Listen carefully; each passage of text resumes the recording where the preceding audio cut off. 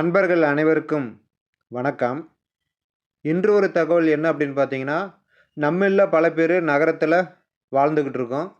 அதில பார்த்தீங்கன்னா, சில இடங்களில சின்ன சின்ன வீதிகள் இருக்கும். அதில இருக்கக்கூடிய வீடுகள்ல நிறைய பேர் கார், பைக்லாம் வச்சிருப்போம். வீட்டுக்குள்ளார நிறுத்தறதுக்கு இடம் இல்லாத நபர்கள் ரோட்ல நிறுத்திட்டு போவோம். அத கொஞ்சம் சரியான முறையில நிறுத்தினா பரவால்ல. சில பேர் ஏனோ தானோ அப்படின்னு சொல்லிட்டு குறுக்கு மறுக்க நிறுத்திட்டு போயிருவாங்க.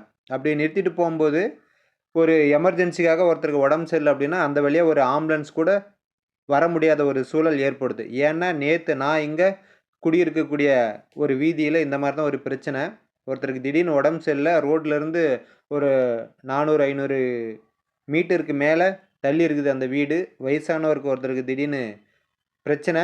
ஆம்புலன்ஸ் வந்து ரொம்ப நேரம் ட்ரை பண்ணி உள்ளார வரவே முடியல. அதுக்கப்புறம் கட்டில் மேல அந்த நபர எடுத்து போட்டு ஆம்புலன்ஸ்க்கு கொண்டு போய் சேர்க்கக்கூடிய ஒரு சூழல் வந்துச்சு. அதனால வண்டிய நிப்பாட்டும்போது சின்ன ரோடுகள்ல ஓரமா ஒரு ஆம்புலன்ஸ் போற மாரி வழிவிட்டு நிறுத்துங்க. அது எல்லாத்துக்கும் பயனுள்ளதா இருக்கும் அப்படின்றத இதன் மூலியமா சொல்லிக்கிறேன். மைவி த்ரெட்ஸ்ல இன்னைக்கான தகவல் என்ன அப்படின்னு பார்த்தீங்கன்னா, எல்லா நபர்களுடைய எதிர்பார்ப்பு எம்டி அவர்களுடைய வருகை. அவர் என்ன சொல்லப் போறாரு பேமெண்ட் அப்படின்ற மாரியான ஒரு தகவலுக்காக வெயிட் பண்ணிக்கிட்டு இருக்கிறோம்.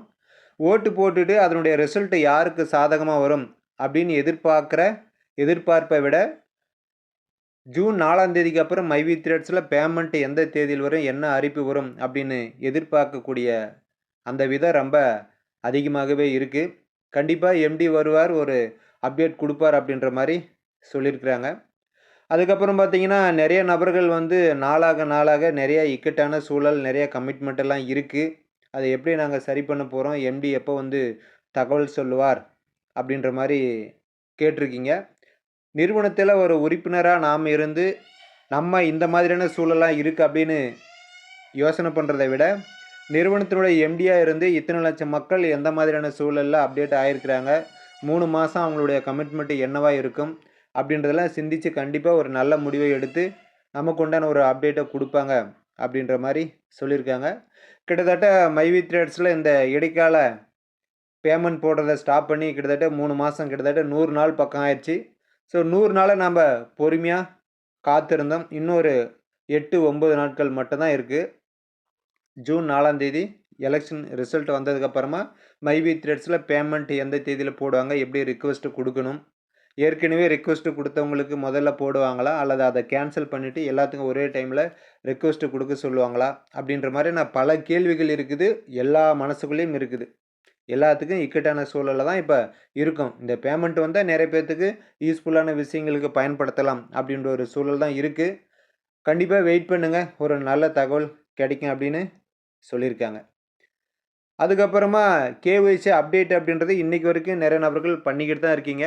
அதில நெறைய நபர்களுக்கு பேன் கார்ட வந்து அப்டேட் பண்ணும்போது எம்ப்டி அப்படின்னு வருதுன்னு சொல்றீங்க. அந்த பேன் கார்டோட இமேஜே 40 கேபியிலிருந்து 50 கேபிக்கு உள்ளார குறைச்சு போடுங்க. கண்டிப்பா எடுத்துக்கும். இன்னைக்கு கூட ஒருத்தர் காலையில தூத்துக்குடியிலேருந்து நான் போட்டேன் சார் எனக்கு எடுக்கவே இல்ல அப்படின்ற மாரி சொன்னாரு. அதுக்கப்புறம் நான் இந்த வழிமுறைய ஃபாலோ பண்ணுங்க அப்படின்னு சொல்லியிருந்தேன். அத ஃபாலோ பண்ணாரு. சக்சஸ் ஆயிருச்சு அப்படின்ற மாரி சொல்லியிருந்தாரு. அதனால எல்லாரும் இந்த வழிமுறைய ஃபாலோ பண்ணி கேஒய்சி அப்டேட் பண்ணுங்க. எல்லாத்துக்கும் ஒரே டைம்ல கேஒய்சி அப்டேட் பண்ணக்கூடிய ஒரு வேலை செஞ்சுக்கிட்டு இருக்கிறதா தகவல் கிடைச்சிருக்குது. பொறுமை என்பது மிக மிக ஒரு பெரிய விஷயம். நம்ப இக்கட்டான ஒரு சூழல் இருக்கும்போது அவசரமான ஒரு முடிவு எடுத்தோம் அப்படின்னா, கண்டிப்பா அது தவறுதலா தான் முடியும். ஸோ சரியான முடிவு நிறுவனம் நமக்கு கொடுக்கும் அப்படின்றத கொஞ்சம் எதிர்பார்த்து இருக்கலாம் அப்படின்றதையும் இதன் மூலியமா சொல்லிக்கிறேன்.